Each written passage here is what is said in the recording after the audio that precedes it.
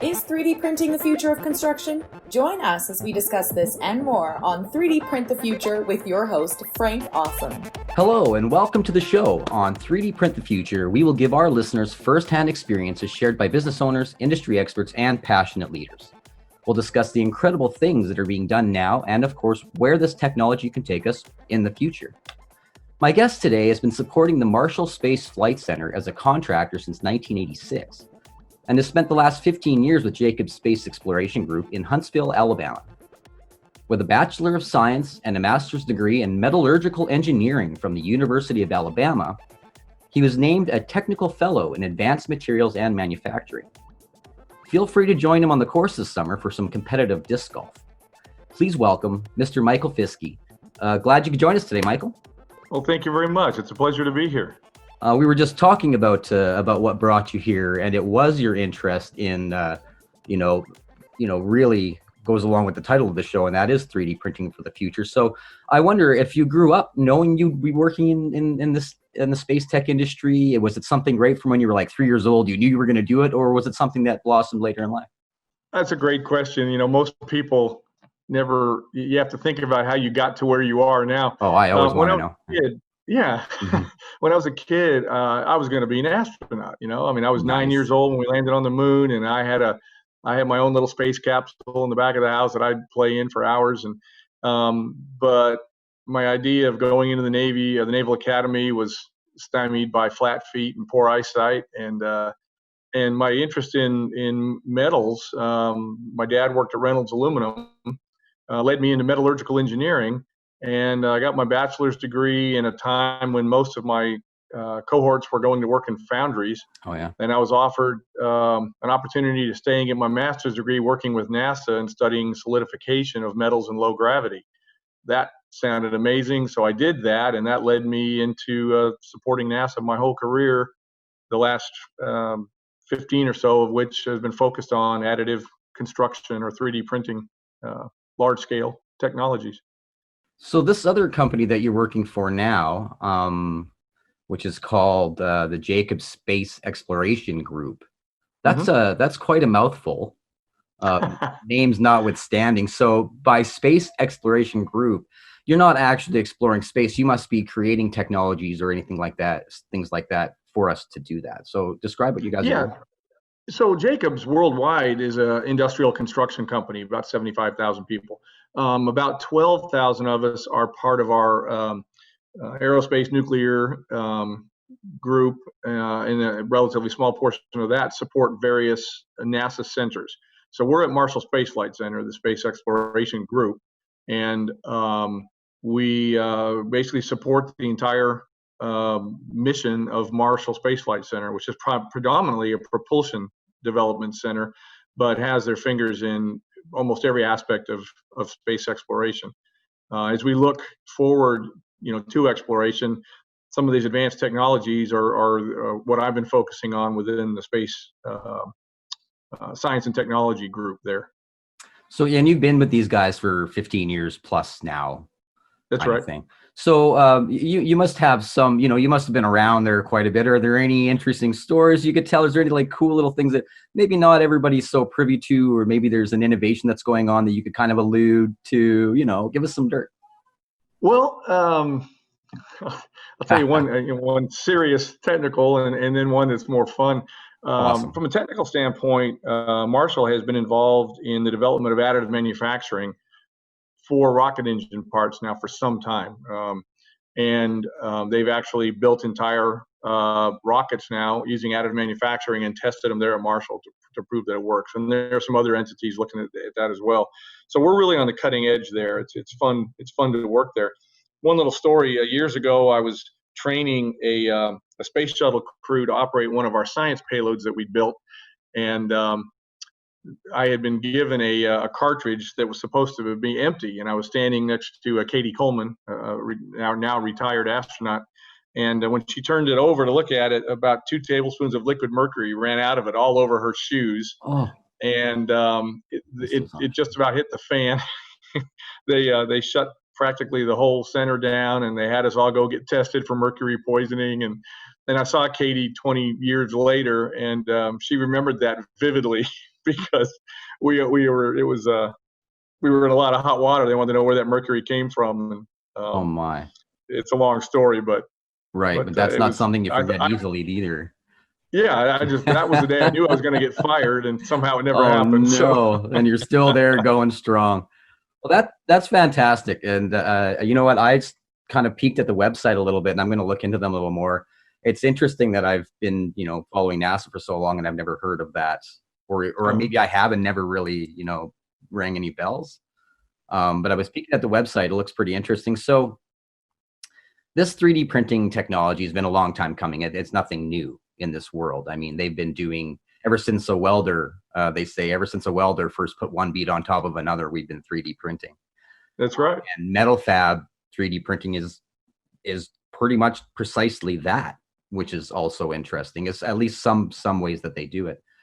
So I can see that kind of printing being really, really prominent in the space tech industry, because you're printing in atmospheres with different chemical components in them, more oxygen, less oxygen, no oxygen, for example. So are these sorts of things that you're working on, or if not, what do you think about that? They are very much the kind of things we're working on. The group that I support, the In-Space Manufacturing Group at NASA, Marshall Space Flight Center, was the group that contracted with Made in Space to put the first 3D printer on space station. They now have 2 up there. We're currently supporting the design of what's called Fab Lab. It'll be a multi-material 3D printer. And the whole goal is, as we get farther away from Earth, we can't rely on Earth for supplies and logistics. So as you get further away, parts break. You've got to have the capability to make a replacement part on orbit or deep space or on a planetary surface and replace it. So that's really the focus of this technology development effort. As we started looking at using in situ resources, again, you can't carry all your raw material from Earth. That's when we first kind of came in contact with Baruch Kashnevis, who had recently had patented back in the late 80s the additive construction idea. And that looked like a very good technology for autonomous construction, to be able to put some infrastructure on the moon before crews got there. Yeah. And that's how we got interested in that and started developing our own capability there at Marshall Space Flight Center. No, you're not going to be building whole structures with metal mat fab. You're going to be using, I hesitate to use the word concrete additive manufacturing right now, because it's quickly becoming something way different than concrete ever was. Oh, absolutely. But you're right. We're not looking at using metals for the structures, but we are looking at, building structures much like the one on the backdrop, and like the ones that were built at the 3D Printed Habitat Challenge that was competed last year up in at Caterpillar up in Peoria. The materials we're looking at, we are looking at cementitious materials, but in this case, it won't be Portland cement based. It'll be cement binders like magnesium oxysulfate or calcium sulfoaluminate. All those materials can be readily extracted from lunar regolith, reconverted into a binder that you mix back with the regolith and print with. We've characterized some of those materials very well at Marshall already, and are in the process of starting to print with them. Other deposition technologies include actually melting regolith and trying to layer molten regolith, or this is one I'm interested in. Yeah.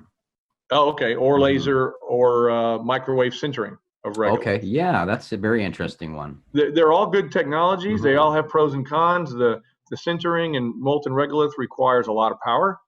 The concrete requires, typically most of them use water as a binder, so we have to have some kind of environmental control over the concrete when we print it to allow it to cure before we expose it to the vacuum.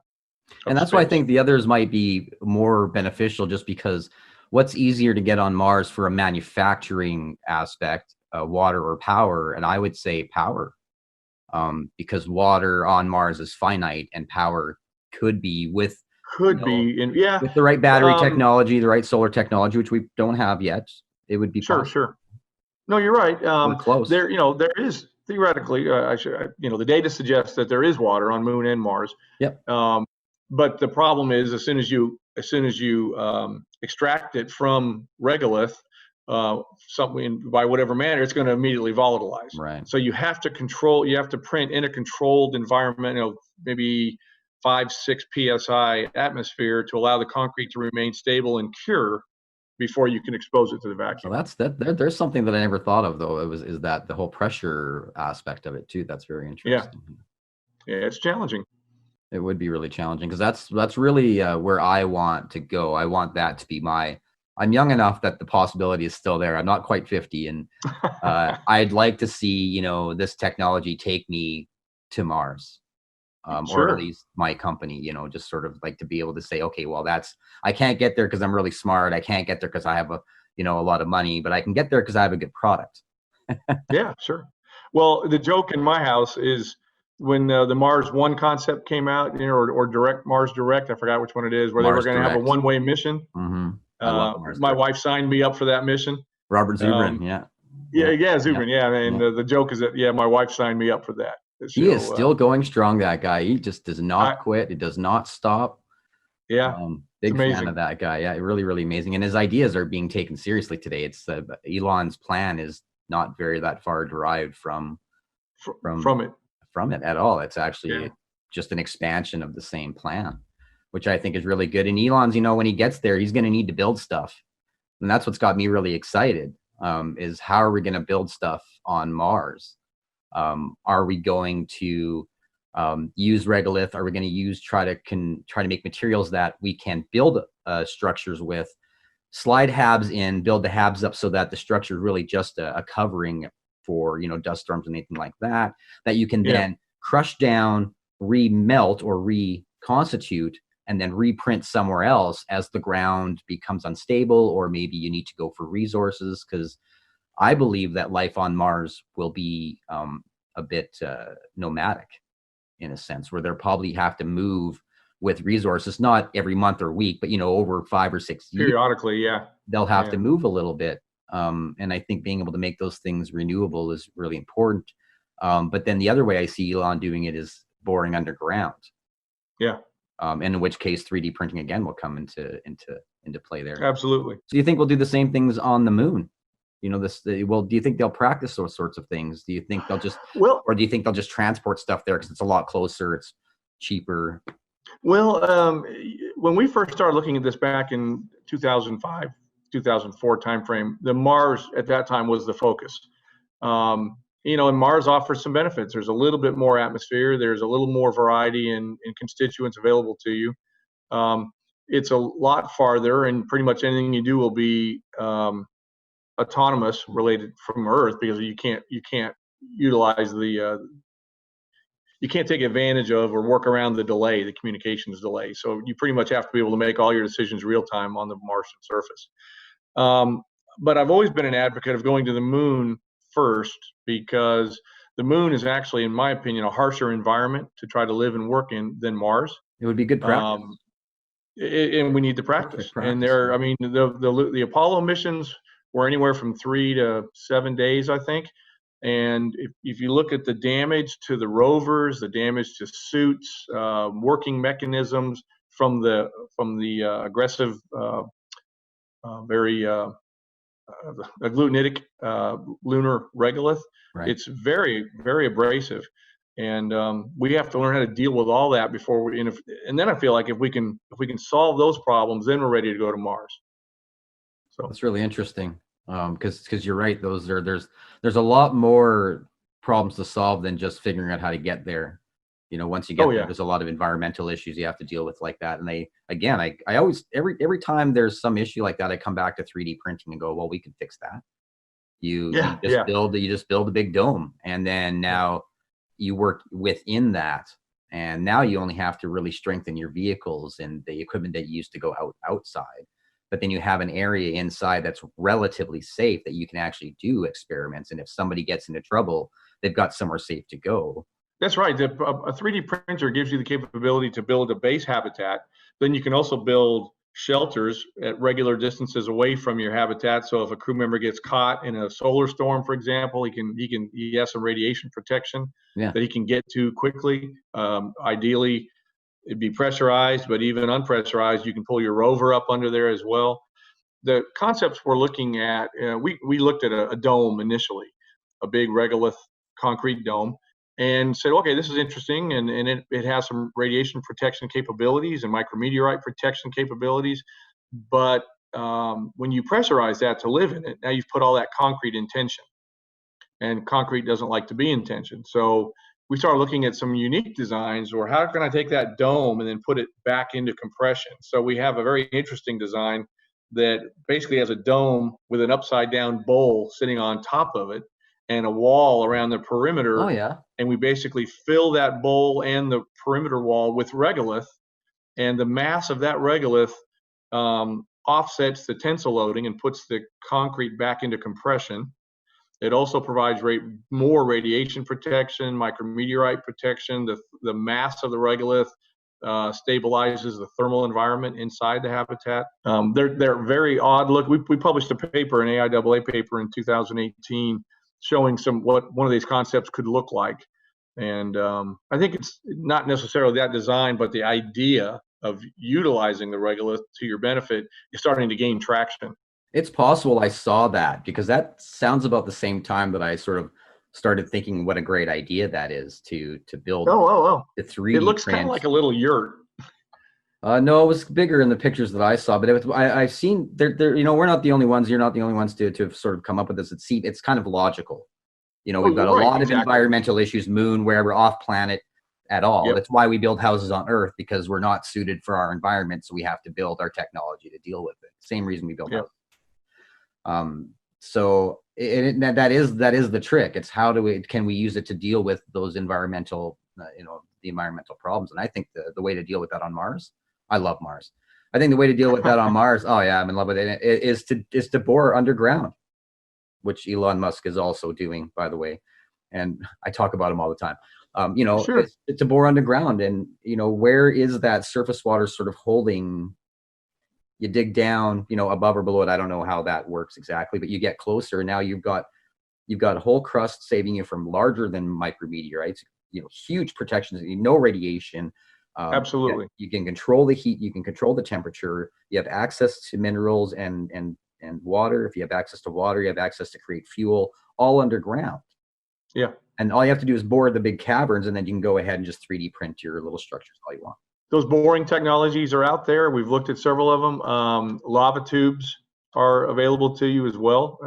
They're already available to you. You just have to access them and develop living capabilities.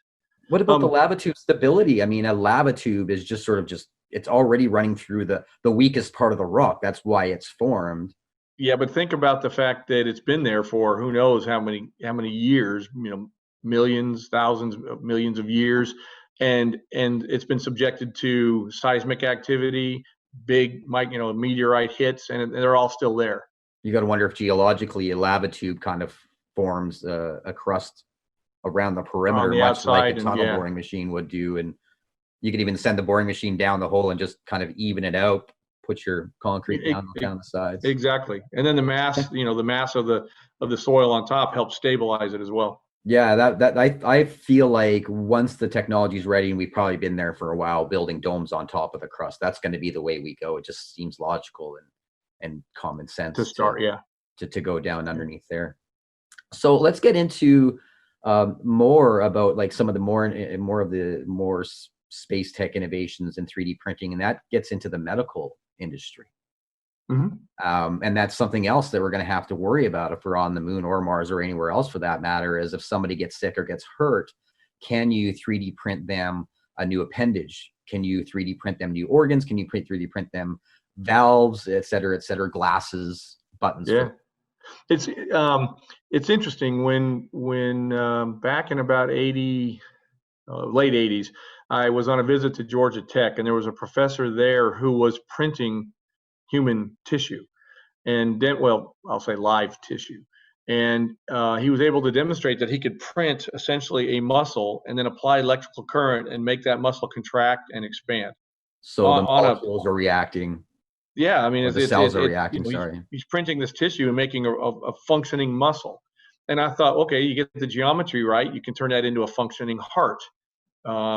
And if you can print that, say in the deep space, or on a planetary surface, you can do skin grafts, you can do muscle repair. I mean, the worst case would be something like a heart transplant. I think that's pretty downstream, but that was in, say, 88 that they were doing that. Now there's researchers all over the country looking at 3D printing of not only medical devices like hip replacements, for example, hip replacement joints, and with very reticulated surface that allows the tissue to grow into it, with ceramic materials that are very stable within the body, and tissues as well. I mean, they're printing. I don't know, when they print like these meat substitutes, I don't know if they're printing tissue or not. I don't know what it is, but it's growth culture, isn't it? Yeah, exactly. Yeah. So, when I was thinking about that back in 1988, we're there. And now you think about, well, where could we be in another 20 years? I mean, the future is phenomenal for different applications. One of the things we were looking at with respect to replacing parts that break or get lost on space station, or eventually on planetary missions, sometimes tools float away and then you just can't ever find them again. So the ability to print medical tools, the two of the things we looked at initially that we deemed as critical were environmental control life support system parts, because if they fail, you could be in trouble fast. Right. Yeah. And the other was implements within the medical toolkit on board ISS.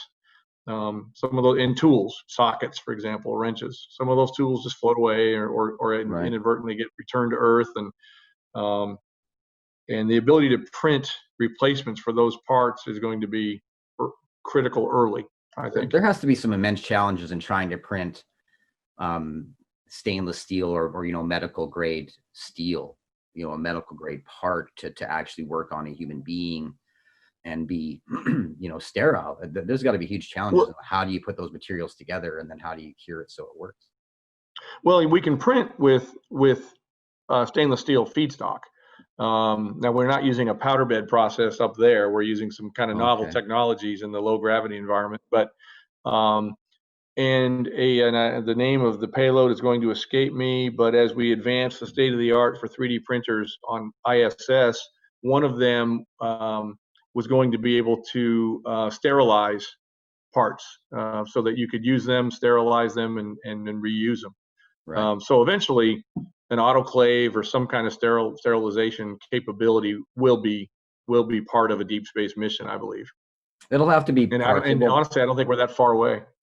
I don't think so either. I think we're right. It's actually happening in labs that we're not quite aware of yet. That's right. Really is happening. We're just not aware of it. There's a good part of the public that isn't even really aware that 3D printing is around. And then a good part of the people that know about 3D printing still don't know that we can make buildings. Right. That's right. I've been immersed in it for years. So to me, it's been around forever, so to speak, the human's lifetime. But I still talk to people that go, oh, wow, you can do that. Oh, and some of my old friends will send me a messenger, GIF of the Apis Core little yellow round building they did back in 2014. Send me, hey, check this out, like it's something brand new. I'm like, sorry, bud, about 5 years too slow. But it just goes to show that, I know, and that these things are happening right now. And to the general public, it's almost going to be overwhelming, because it's going to just come out of nowhere. Completely. Right. Because one day it'll be there, and people will wonder how it got there. But it's been developed for years. We're at the point now where I'm working with some planetary seismologists, because most people think the moon is a fairly dead location. It vibrates, doesn't it? But there's definite seismic activity there, and some of the from 72 to 77, they detected something like 28 shallow moonquakes that were on the Richter scale of up to 5.5. Well, that's a pretty major earthquake on Earth, and the problem is because there's no organic material to dampen the movement, the relative movement of the ground. That soil will ring, it'll shake for up to 45 minutes to an hour, whereas on Earth they dampen out. It's just loose. Yeah, they dampen within minutes on Earth. So designing a concrete structure that can withstand potential movement seismically for 45 minutes is a real challenge. Now, Icon has developed some structures with seismic response capabilities for some of the structures they're printing down in Mexico. And we're working with a seismologist here at Marshall Space Flight Center to address that in some of our research. We're working on the same thing, but to address building on the tundra in the Northwest Territories. Oh, okay. So taking that extreme sort of environment, slow ground movement, yeah. Random large movements. Well, that's something we should talk about then. I would love to get you in touch with our CEO actually, because they're doing. I'm the lead designer and I'm the artist, so I get to do all the fun stuff and they have to do all the work. Very good. The place I like to be. Yeah. I really want next time. You know what? We are going to have you back again, and the next time I think I'd like to talk more about some things that maybe we're not doing. Like I really want to pick your brain about, once we start printing bones and ears, what's stopping us from printing a human and slapping somebody's brain in it who's getting old? Just want to throw that out there. Yeah. Next generation of robotics. Right, biorobots, biohumans. I'm a gamer, and I play a game that you can build on Mars. Very good. They use a lot of elements that are kind of present today, like the ships look just like that's just like the space, the Heavy Falcon and things like that. So. Oh, okay. And then there's a lot of things in there that are just ridiculous, just completely ridiculous, like machines that just you sit on the ground and they just dig water up constantly. Oh. It's fantastic technology. Oh yeah. If only it were that easy. Yeah. Yeah, but they have biorobots, and I actually thought to myself, of all the weird things in this game that you can put up to gather resources, etc., biorobots is something I thought to myself. You know what? That's actually not all that ridiculous. Yeah. We understand things almost well enough to do it now, except there's a lot of people that would have a problem with that, I think. So. Well, yeah, exactly. But again, in 1988, looking back, the future is here, and now we're in 2020, looking forward. Humans are really smart, and the computational methods get better and better, and I don't put any of that past us.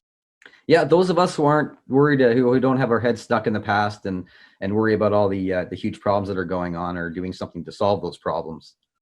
Yeah, exactly. Yeah. That's right. So thank goodness for people like you that are doing all the important research that are actually going to, help us move forward as humans in humanity, rather than just sort of stagnate trying to decide what to do about everything. So, I was going to say, I appreciate that. I said, I'm not that far from the end of my career.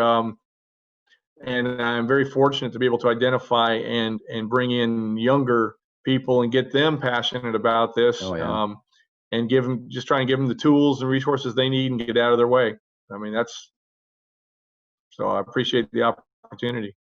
So on that note, I think we're going to end the show just for today, even though we've got so much more to talk about. I'm going to have to get a Zoom, upgrade my Zoom thing. So I want to thank you just for coming on the show. I really appreciate it. And I want to thank everybody else who's just listening. I hope you really enjoyed our talk today. We are definitely going to have Mike back for another talk, so look forward to that. If you like the show, don't forget to subscribe, hit the bell. I love it when you do that. You'll get notified when all the new shows come up. And of course, look under the comments for all the links to everything that we've been talking about today. So with that done, thanks, Mike, and we'll see everybody next time. Thank you very much, Frank. I enjoyed it.